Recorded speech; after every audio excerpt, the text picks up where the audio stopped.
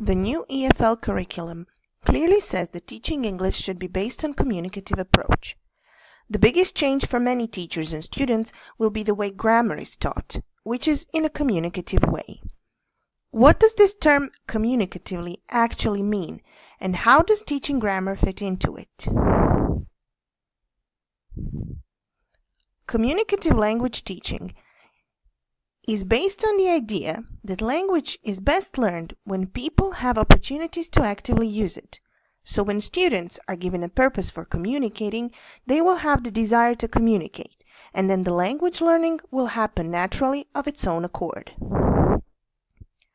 This approach involves students in many speaking and writing tasks, requiring of them to try using any and all of the language they already know.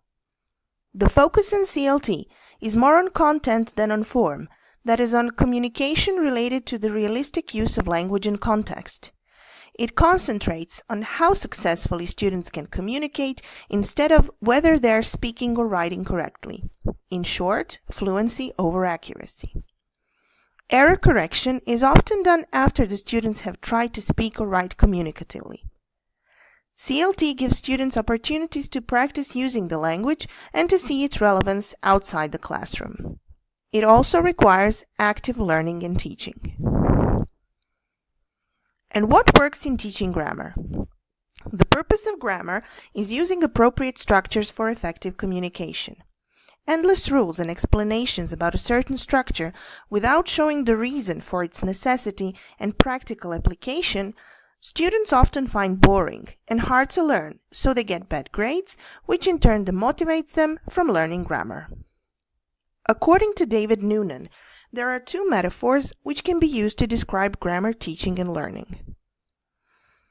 The linear approach is represented by the brick wall metaphor, and this is how Noonan explains it.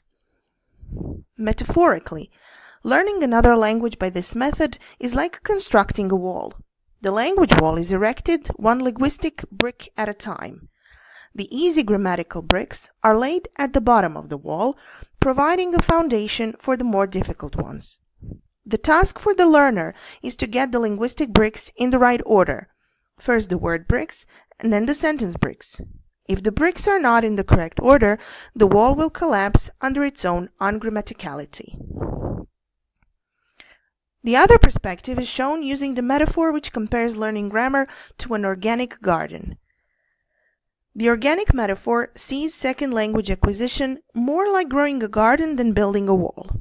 From such a perspective, learners do not learn one thing perfectly, one item at a time, but numerous things simultaneously and imperfectly. The linguistic flowers do not all appear at the same time, nor do they all grow at the same rate. Some even appear to wilt for a time before renewing their growth. Why is this relevant for teaching practice? According to Noonan, grammar in textbooks is very often presented out of context. Students are given isolated sentences which they are expected to internalize through exercises involving repetition, manipulation, and grammatical transformation. The exercises are designed to provide students with formal declarative mastery. They make the task of developing procedural skill more difficult than it needs to be, since they don't provide opportunities for students to explore grammatical structures in context. In other words, the ability to use the language for communication cannot be developed because there is no presentation of the systematic relationships that exist between form, meaning, and use. In genuine communication beyond the classroom, grammar and context are so closely related that choosing appropriate grammatical forms can only be made with reference to the context and purpose of the communication. That is why we, as teachers, need to help students realize that effective communication involves achieving harmony between functional interpretation and formal appropriacy. This can be achieved by giving them tasks that dramatize the relationship between grammatical items and the discoursal contexts in which they occur. To conclude, grammar instruction becomes effective in classrooms where students are exposed to authentic samples of language so that the grammatical features being taught are encountered in a range of different linguistic and experiential contexts.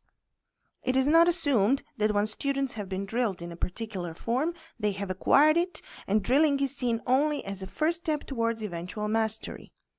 There are opportunities for recycling of language forms, and students are engaged in tasks designed to make transparent the links between form, meaning, and use.